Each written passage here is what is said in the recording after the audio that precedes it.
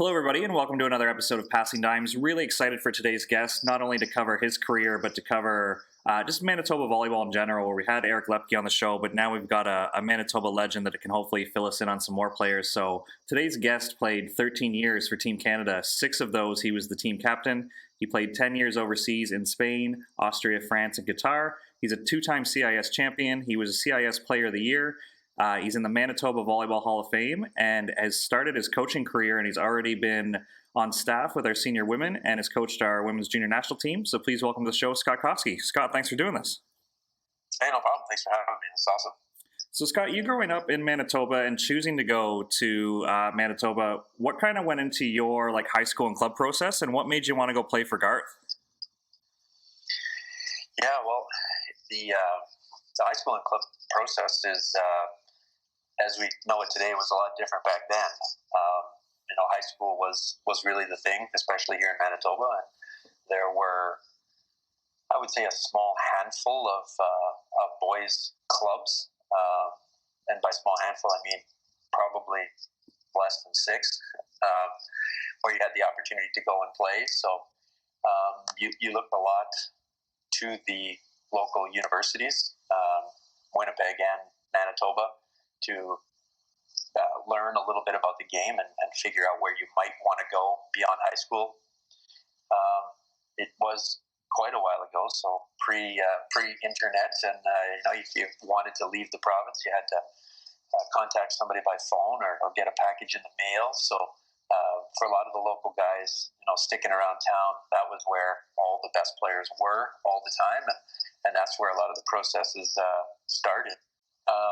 For us, we were really lucky here in Manitoba to have probably one of the best to ever play the game, right here in our backyard at Manitoba. And at that time, Garth was early into his career at U of M, and they had a tremendous run. A lot of tremendous players went through there, consistent results at nationals every year. So it wasn't really a hard decision to make that drive down to U of M, and the intimidating sit in the chair with Coach Pischke and trying to figure out where you fit in and what you might or might not be capable of doing somewhere down the road.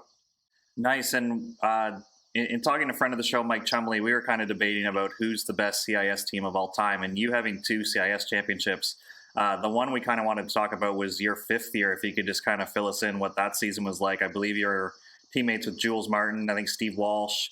I've been told to ask about Cron. Apparently he was a heck of a middle, and just the depth you guys had on that team. So if you had to kind of stand up and debate your own team, would you say that team is in the running as one of the best teams that Canada's seen at the university level?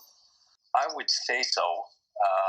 Yeah, we had the number of the guys that you mentioned there on that team. We had Jules Martins and Steve Welch kind of on the right side, and sort of left side, Andy Zdrowski, Garrett Codd, had Trevor Dimitrick in the middle, Ken Cron, who was an outside hitter, who then moved into the middle.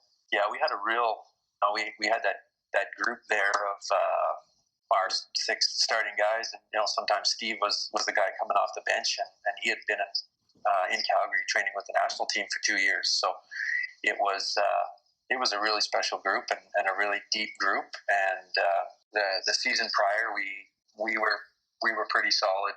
Made it all the way to the national final in Boston, and we were extra motivated in that following year to really let everybody know kind of what we were capable. And really, right from the beginning, right from the first days of training camp in August or September, we knew that we could be good, and we wanted to prove that every time we stepped on the court. So it was that year was quite a ride. Yeah, and just talk about the leadership group, whether that's yourself or it came from Garth, how you just mentioned that Steve could be a national team caliber player, but was coming off the bench. How did you guys keep everybody engaged to kind of buy in that you guys could get this done and you were a special team? Because it can't be easy knowing that you're at the highest level and you're not even starting on your own university team. Yeah, for sure. Yeah, but I think we had the benefit, back then, the leagues were different. Canada West was 5 teams, and our conference, GPAC, was 3 teams. And so the bulk of our schedule back at the time was we played a lot of tournaments. So we were always traveling. Our schedule, like our conference schedule back in those days, I think matches 4 against Regina and 4 against Winnipeg, and then the rest of the time we would kind of travel across the country. And at that time, universities used to host 18 tournaments, sometimes 12 team tournaments, and so we were going all over the place and testing ourselves against the best every weekend. And similar to a club tournament, when you pop in and you're playing 4 or 5 matches in a weekend, you needed a deep group to be able to do that. So I think that really strengthened the group, that we were able to roll out those kinds of lineups.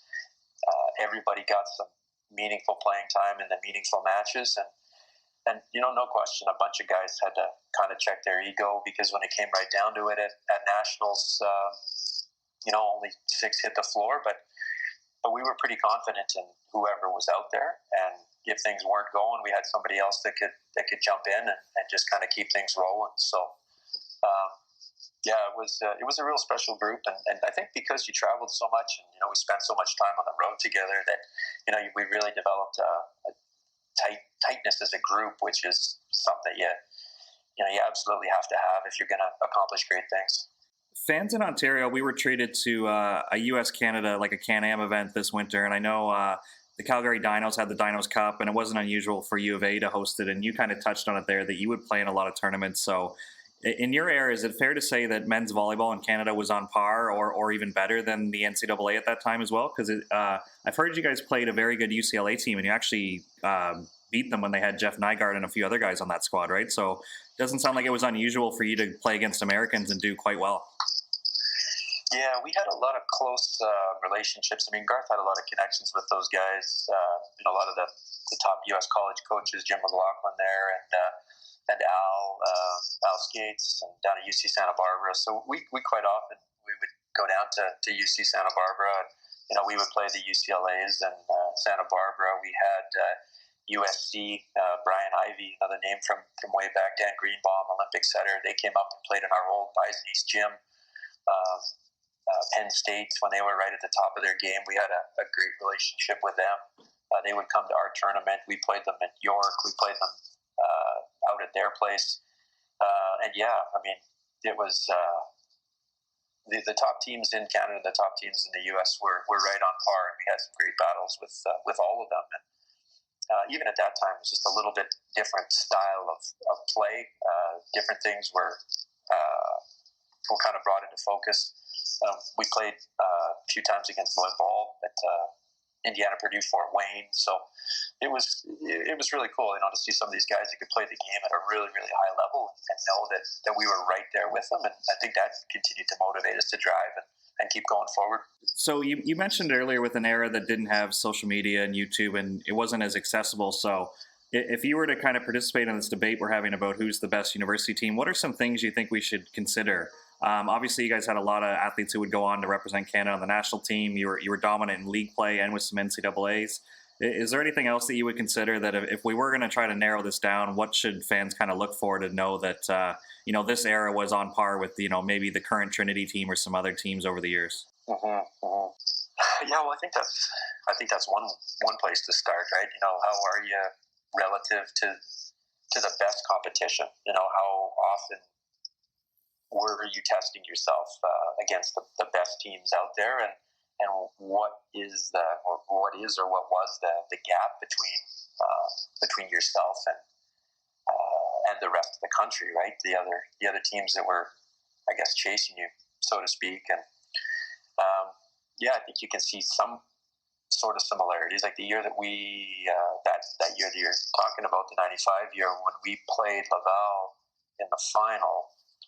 I'm pretty sure that was about maybe the 4th or 5th time that we had played them that year. We went to a lot of different tournaments. We played Dalhousie in the semifinal. We played them quite regularly. Year prior, there was a lot of good Alberta teams and good Calgary teams. So I think that was, that's, to me, that's key, right? How often are you playing the good teams? Are you consistently beating the good teams, and what's the overall gap between some of the things that you can do relative to your competition. And we watched a lot of film this year of the USports men, and you watch the way that Trinity plays, and those guys just play the game at a different level. Like they're doing things that other teams can try to do, but they're not really able to do them. And I think that's one of the characteristics that we had. Like we were able to do some things that other teams just couldn't do. And we had the benefit, I think, here. Well, I don't know if you want to get the benefit. Sometimes the games were really long, but the team, we were still playing in the side out scoring system. So, I was looking with my son the other day at some of our old scores, and 15-2, 15-5. Not only you had to be good on both sides of the ball back then, right? Because the other team would make an error.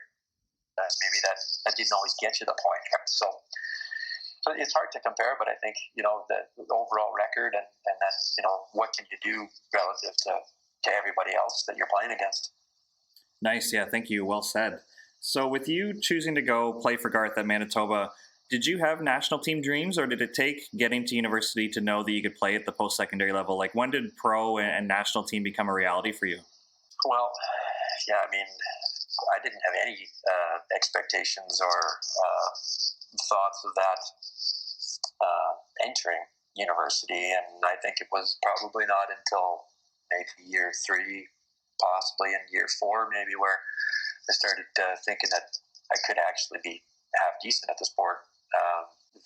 I think it was around about my 3rd year, I was invited to try out to a B team camp, and so I went out and got a bit of an idea of what next level volleyball was like, and then that kind of sparked the growth, I guess, for the next couple of years. I think that was also one of the the good or the real maybe benefits of having that strong group is when you're surrounded with other good players, you see what those guys get motivated to do. And for me, when I started there at Manitoba, we had guys like Dale Marasco, who was had been on a B team, and guys like Keith Sanheim, Steve Welch, who had moved on to national team level. So they started to show us a little bit about what was possible to do. But myself personally, starting there, I was a redshirt player. My recruiting meeting was, really short. Basically, he said, coach said to me, "Well, I hear some good things about you, but I don't really know that much about you. So if you want to come and practice, you can shag some balls and learn a little bit about the game and work hard and see what happens." So from that kind of honest, sort of humble beginning, that was really something that I learned early from Garth, is that anything that you're going to accomplish, you're going to have to work for, and then that just kind of kept it going forward. After I got that bit of an opportunity there in year 3 to try out, and then in year 4 I went to try out again and didn't make it. And in year 5, actually, it was a FISU Games year, and I went to the tryout basically because you had to attend the senior team tryout before you could try out for the FISU Games team. And the FISU Games team was my actual goal that summer. And then at the senior tryout, Clement Lemieux was the coach at the time. He said, "Well, we like what we see here. We'd like to keep you around, and then we'd like to send you down to the B team for the summer, and then bring you back to the A team." And that's how the table was set for that run. So at each of the levels, I think it was unexpected at the beginning. I can't say that I aspired to do what I did, but I did learn the things that you need to do to get to those places. And then once I figure out I wanted to go there, I had the skills in place to take me there. You mentioned some role models that you had ahead of you. I'm wondering if you had any Dale Marasco stories, because it just sounds like he was a high achiever as far as being a great player, a great student, that anyone who ever met him seems to speak highly of him. Is there maybe a Dale story or anyone else who stood out as kind of like a vet who kind of showed you the way when you first got there?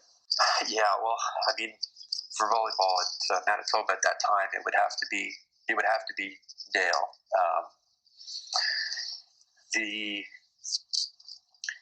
I mean, there were a lot of real good guys at that time. There was when we were going into that gym, I'd already mentioned Keith and Steve, but guys like Peter Strolius, we had Danish guys, Soren Pedersen, we had Dale, we had lots of great guys, but Dale was the one that kind of stood out above everybody just by what he was able to do on the court and in the classroom. And he was same thing, such a driven guy.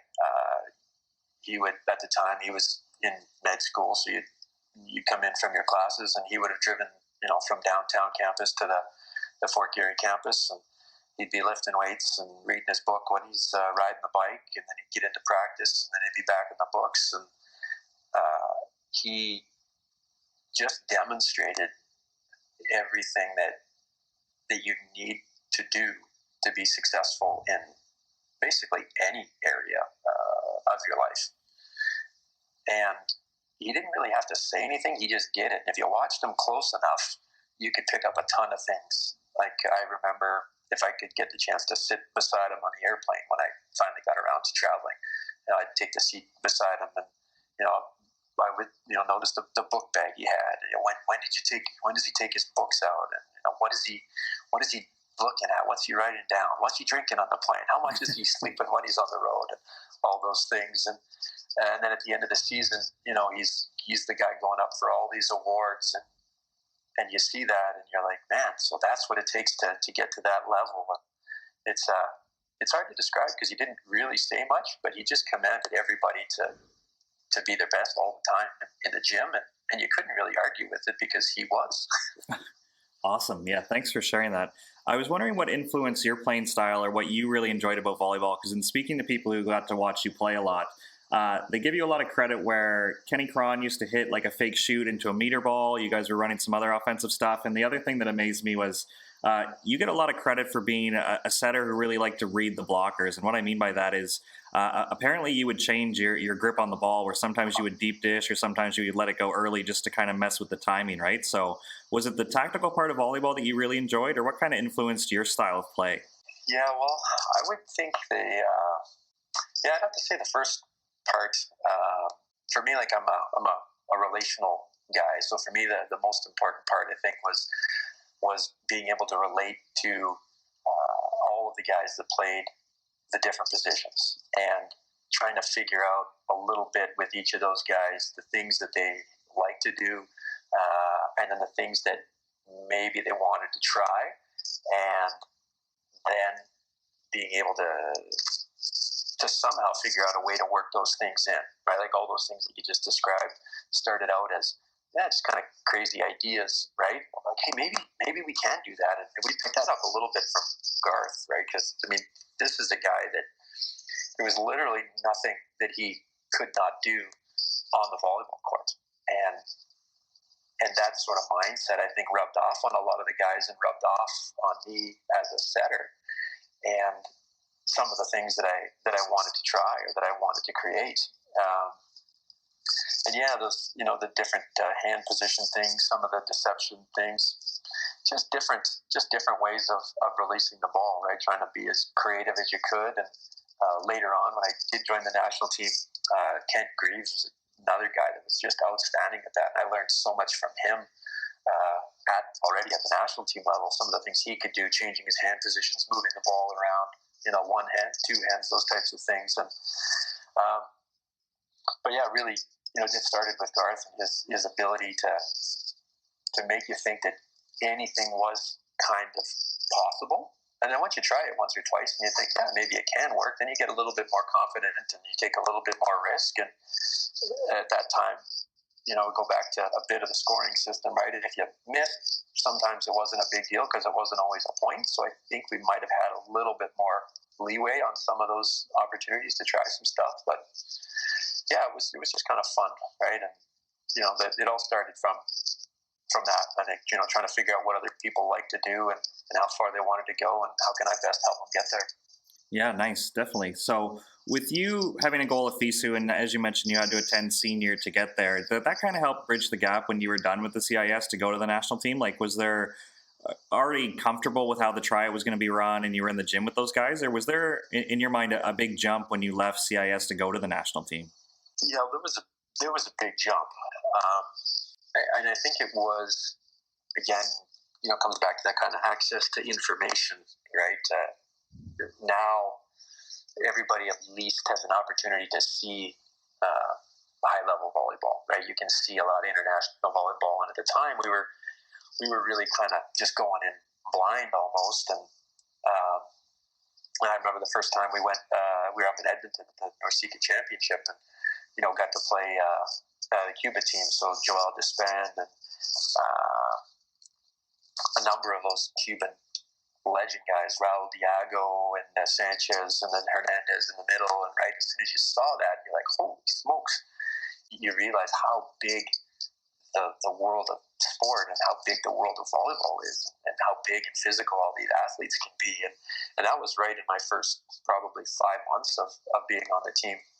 And if I just back it up a little bit, we did that tryout and we went to the Fishu Games, which was in Japan that year. At that time, a lot of the Fishu events were attended by European guys who were maybe not your typical,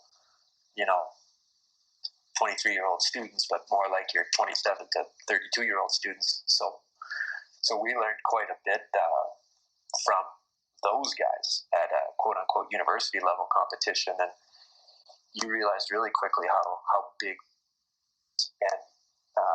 and I think just the depth of the field, the depth of the competition, that we were just sort of starting to scratch the surface of how global the game is, and how many good players there are, and how many cool things that guys can do that you've never even thought of, never mind attempted. So as long as you didn't get overwhelmed by that, it was a pretty neat challenge to then say, hey, let's see if I can do some of that stuff. Yeah, is there any advice you'd give to our younger listeners about that, where you kind of stopped being starstruck and you became a peer and you became an opponent? Like, I imagine walking into the gym for the first time, you're going to feel it, but what helped speed that up other than just like your experience over time? Yeah, well, I think if you understand that everybody's doing it for the same reasons, and I think that's the most important thing. Whether you're playing in Brazil, or you're playing in Japan, or you're playing in Poland, or wherever you're playing, that everybody shares the same passion for the game, and that it's the competition, right? That testing of yourself to be the best, and constantly measuring yourself is what sort of helped me not become so intimidated. We were playing, one of the first times we played in the World League, we were playing against the Spanish opposite, Rafael Pascual, who was about 6'4", but was the most well-recognized guy in European volleyball at that time. I remember we played a match against him, exhibition game, because that was one of the first tours that we did was in Spain after we played that Norseca. And we went to the warm-up, and he would sit on his side, because at the time we didn't do this dynamic stretching, right? We used to just sit and hammer out a few static stretches before the match. So he would, everybody would sit on the floor, the stretch circle on the floor, and his teammates would all face the middle, but he would sit at the center line, and he would stretch facing the other team.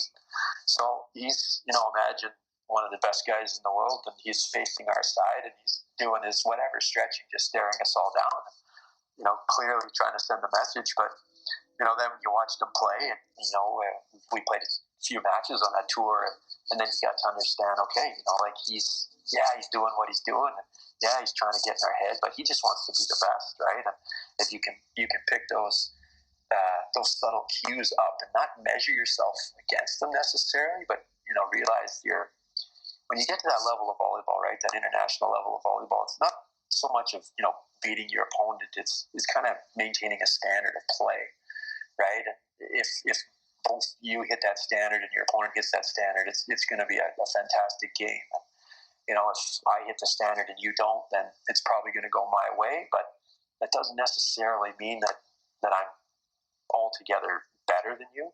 It just means that I was, a little bit better in that moment, right? Did what needed to be done in that moment. And that was one of the things that it took a little bit of time to develop. But if you have that in your mindset going forward, I think that you're going to be okay. You'll be a little bit ahead of the game. Awesome. Definitely. Definitely. So with you being the team captain for 6 years and now coaching at the highest level, is there anything that you really valued as a team leader, or any skills that you try to teach to the athletes you're working with now about what it takes to be a captain and kind of the challenges that come with that role?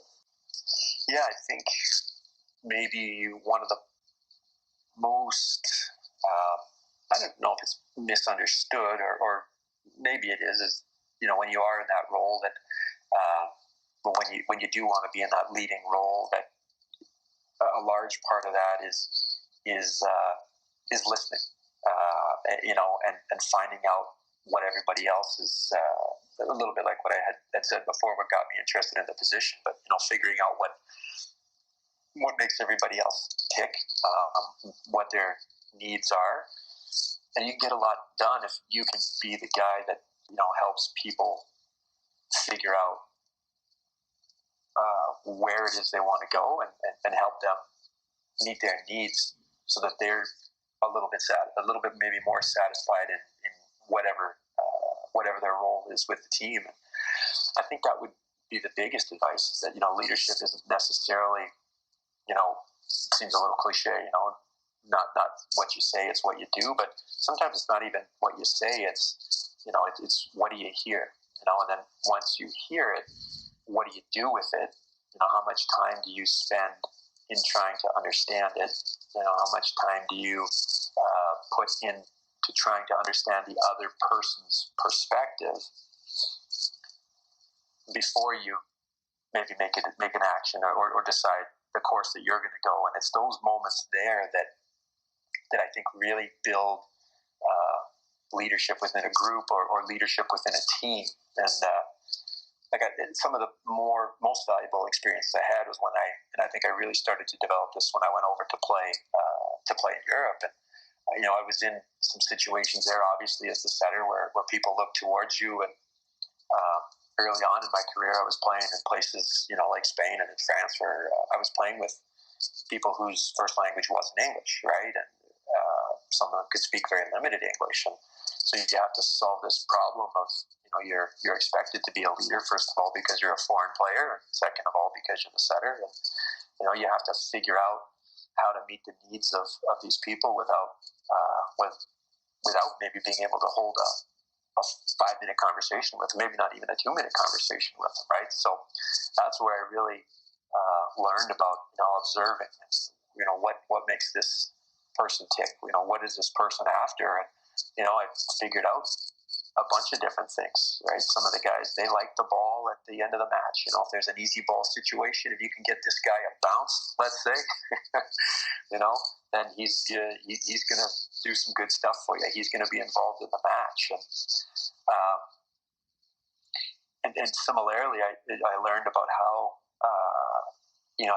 being a leader involves seeing the other person's perspective. Some of these guys come from cultures or countries where they're not supposed to get along. Like I would play with a guy that was like a Serbian guy and a Croatian guy, right? And I remember we were out after a match and having a coffee, and these guys are teammates, but they're in the country, they're not supposed to be friends, right? And all these different elements of human interactions that I learned from being over there. I think that's where I learned the most about those key leadership things. Thank you for sharing that. That's well said, because I was just thinking, like, in those tough moments, there's no perfect thing to say in a timeout, right? Where it sounds like you're putting in a lot of the work before time, so when those stressful moments hit, you can still have that honest communication, right? So is that what you would maybe encourage the younger athletes, is just to be genuine about it and spend time with your teammates and kind of pay attention to who wants to win drills in practice, who's competitive at the end? Like, does all those details come into it and kind of every time you're with your teammates? 100%. 100%. And I think the first time I saw that was we also played a fair bit against BYU back in university days there. So guys, there's actually some of those BYU teams. We had Kevin Hambley, who's now the coach at Stanford. Hugh McCutcheon was on those teams, and Carl McGowan was the coach. And so in some of these matches, and I remember Carl was describing, what he did before the matches, and he would just observe. He would observe what was going on the other side of the net in the warm up. Not to evaluate your skill level, but he said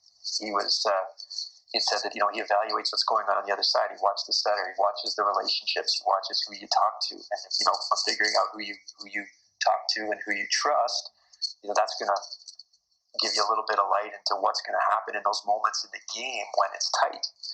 And I think if we kind of bring it all back around, when I had said about our group there, if we go back to that kind of 95 team, why was that group successful? And I think you could probably say the same thing about that Trinity group now. Like when you watch them play, like that Trinity group this year, like that's a tight group of guys. When you watched our team play back in 95, like we were a tight group of guys and everybody trusted the other guy. So you had that relationship stuff already established. And, you never really had to worry about, who's going to show up in the big moment. Because everybody just knew that the other guy was going to do that. Right. So, yeah, I would agree with what you said there 100%. Just to switch gears a little bit, looking at your resume, well-deserved that you're in the Manitoba Volleyball Hall of Fame, and we've talked about Garth a little bit, and with Eric Lepke being arguably the best player in the country right now and just way ahead of where I think a lot of Canadians have been at his age, what would you credit Manitoba Volleyball for doing for kind of creating this generation of athletes that have been competitive for such a long time? Is it the coaching at the youth level? Is it access to programs? Like, why is Manitoba in such a volleyball crazy province for so long? Well, I think we were really fortunate. I mean, if you traced it, all back, on both the male and the female side, I think, because we sit right in the middle of the country and a little bit isolated maybe from some of the other influences that we were. We were the beneficiaries of some really solid coaches. Way back, right in the 70s, who kind of spawned a generation of players who shared the same passion for the game.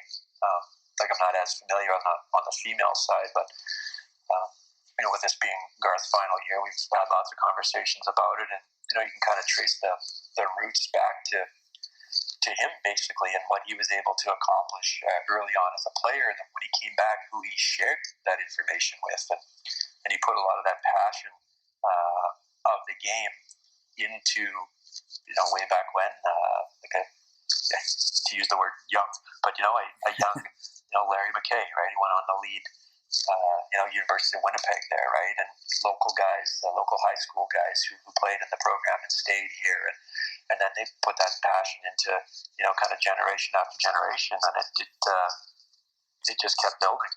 And I think it's a little bit of momentum that started way back then, 30 plus years ago, and but that sometimes happens with sport, right? If you get that right spark and that right catalyst, you can just continue to carry that through, and I think that's where a lot of it comes from.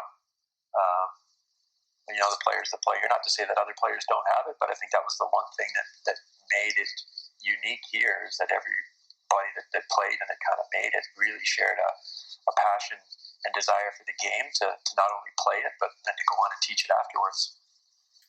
Awesome. And I'm just looking at the clock here. You've given us a lot of time. I was hoping just to maybe get some national team stories out of you before we let you go. And one guy I want to start with is just a fan favorite of the show. Do you have anything you can tell our listeners about Dustin Reed? Because he's been a big part of the Ontario community. I was wondering if you have any young Dustin Reed stories when you guys cross paths with the national team.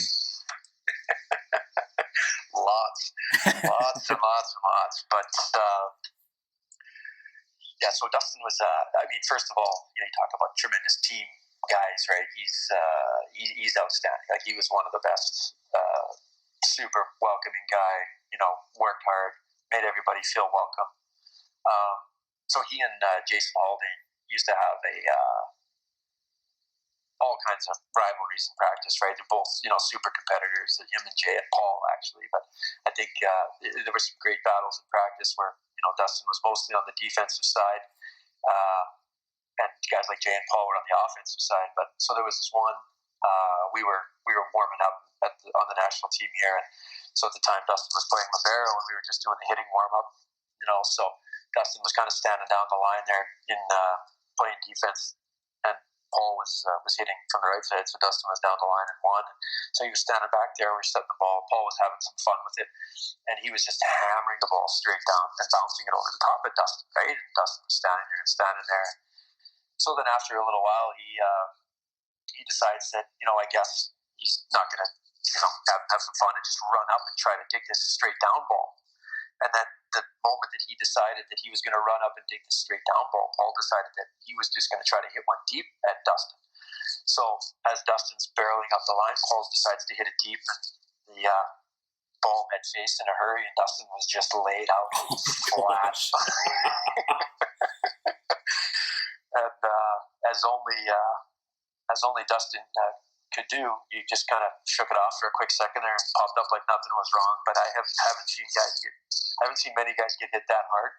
Not only was Paul hitting it 100 and whatever kilometers in one direction, Dustin was running the other direction. And that stopped the gym. That was priceless. Unbelievable! Oh man, that's a great one. Thank you. And you just mentioned him there with Durden, and we've kind of touched on it earlier with the pre-social media era. If he was playing in this era, how famous would he be? Is he maybe Canada's best indoor player ever? Was he that good? Yeah, at that time he was right at the top, right? Like, he was the guy they were promoting at the world events, for sure, right? He was top two, and I think had a couple of things maybe broken his way earlier, just professional contract wise. He would have been,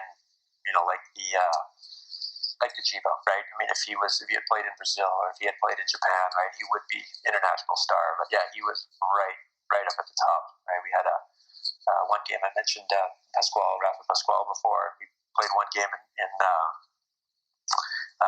World League game in Spain, and the two of them, I'd have to look at the numbers, but they were going toe to toe. They must have had about 50 kills each, and it was just a two-man show slugging back and forth. And yeah, he was the one guy he was the one star we had, right? Wherever we went, he was in the program, he was on the marquee. Everybody knew that he was one of the best around. And yeah, absolutely. Garth was legendary, and there's a lot of good guys. When you get into that conversation of who was the best, but guys like Graton and Barrett and Garth and Paul, but they're definitely right up to the top there for sure. Awesome. And with you having such a great career, what's made you want to kind of stick around? So we mentioned in your intro there that you were with the senior women. You've been with our junior national team. You have a full-time role with Manitoba Volleyball. What's made you want to dedicate your whole life to this after a great playing career? Well, I think it's the kind of eventual, realization that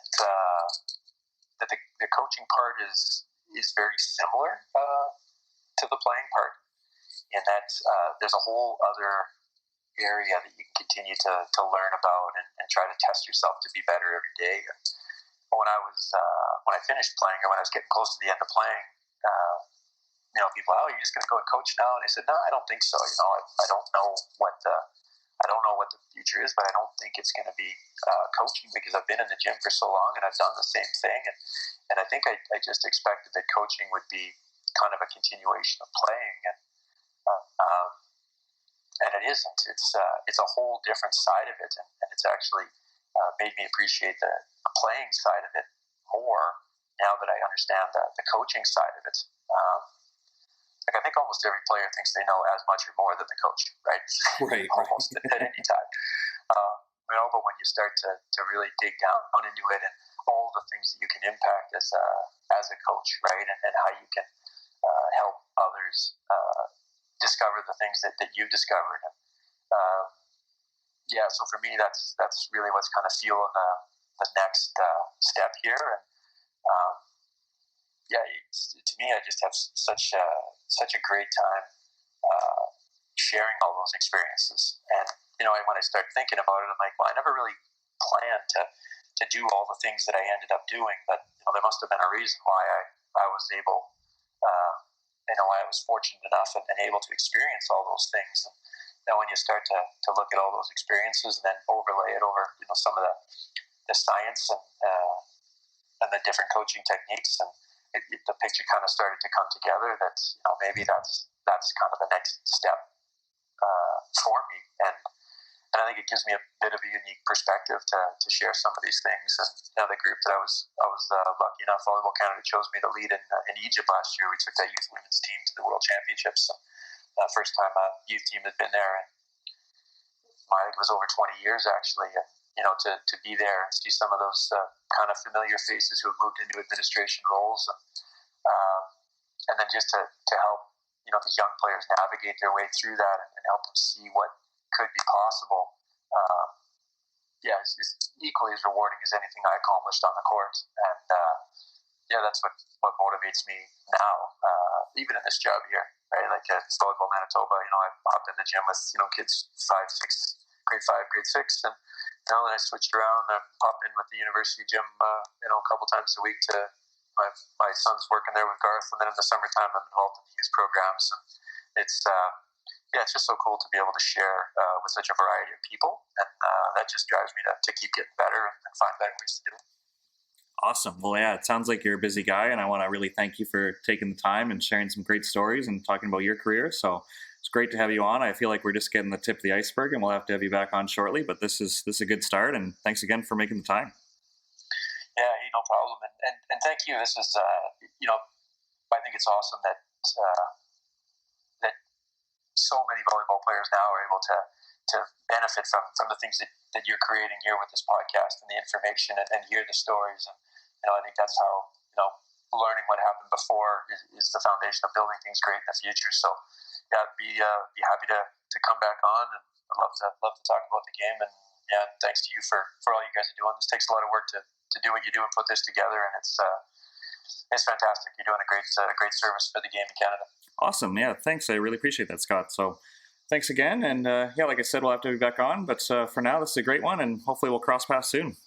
Yep, sounds good. Awesome. Thanks again. Thanks, Scott. Thanks for listening. If you've made it this far, you're clearly a friend of the show. As a friend of the show, we'd love to connect with you. Please follow Passing Dimes on Instagram.